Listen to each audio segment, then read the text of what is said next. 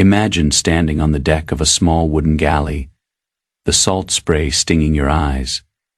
You look toward the horizon, and what you see is a nightmare made of wood and iron. 333 enemy warships are advancing toward you, their sails blocking out the sun. Now look behind you. You have only 12 ships. Your men are trembling, their faces pale with the certainty of death. The king you bled for has betrayed you, imprisoned you, and tortured you. Your navy has been decimated by the incompetence of others. By every law of physics and logic, you should be dead by sunset. This was the reality for Admiral Yi Sunday, sin in 1597, at the Battle of Myeongyang. Admiral Yi is remembered today as one of the greatest naval commanders in history, a man who never lost a single battle. But the true story of Admiral Yi is not about military tactics. It is about the sovereignty of a human soul. It is a story of how one man's composure became an impenetrable wall against an insurmountable force. His life offers a profound lesson for anyone facing their own 300 ships, those overwhelming problems that seem destined to crush us. To understand the calm of Admiral Yi, we must first look at his resilience in the face of betrayal. Just months before his greatest victory, Yi was falsely accused of treason by jealous rivals. He was stripped of his rank, tortured until his bones were nearly broken, and forced to serve as a common soldier. Most people would have been consumed by resentment. They would have walked away, letting the kingdom that wronged them fall to the invaders. But Yi practiced a form of stoicism that was built on duty, not ego. He understood that his integrity was not something the king gave him, so it was not something the king could take away. When he was finally reinstated to lead the remains of the navy, he didn't complain. He simply looked at the 12 ships left and said, "I still have 12 ships."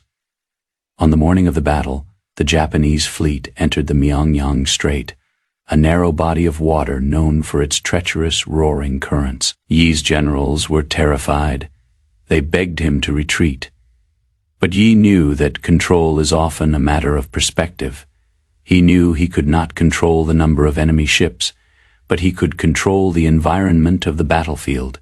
He studied the tide with the precision of a scientist. He knew that in the narrow strait, the enemy's numbers would become their weakness, creating a chaotic bottleneck. He told his men, "Those who seek death shall live. Those who seek life shall die." This was not a suicide pact. It was a call to total presence. As the battle began, Yi's flagship charged forward alone.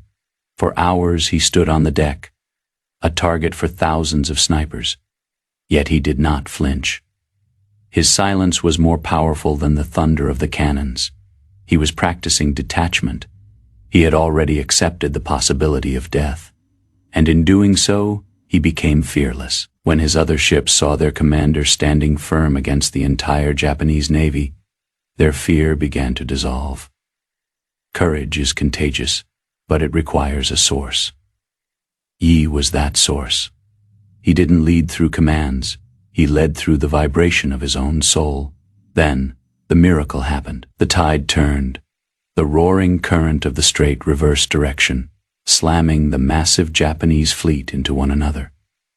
In the narrow space, the 333 ships became a tangled mass of wreckage.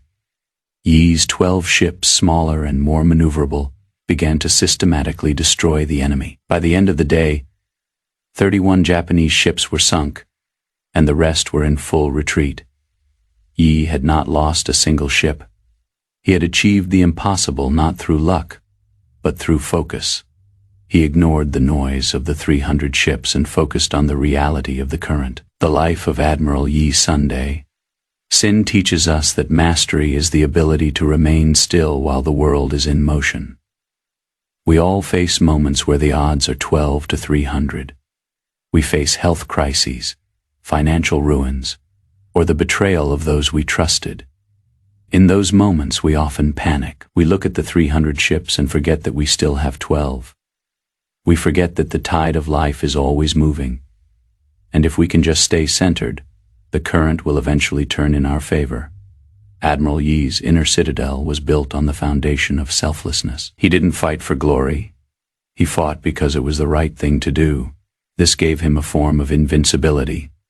When you stop worrying about what will happen to me, you become a force of nature.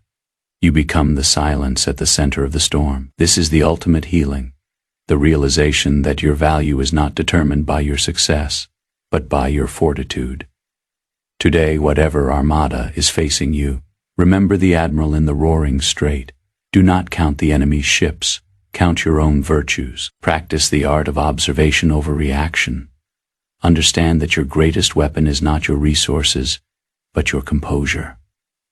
The world may be roaring around you, but within you, there can be a profound and unshakable quiet. Take a deep breath. Look at the challenges before you. Say to yourself, I still have 12 ships. Trust in the process. Wait for the tide. And when the moment comes, move with the certainty of a man who has already conquered his own fear. You are the commander of your destiny, and no fleet in the world can sink a soul that refuses to surrender its inner peace.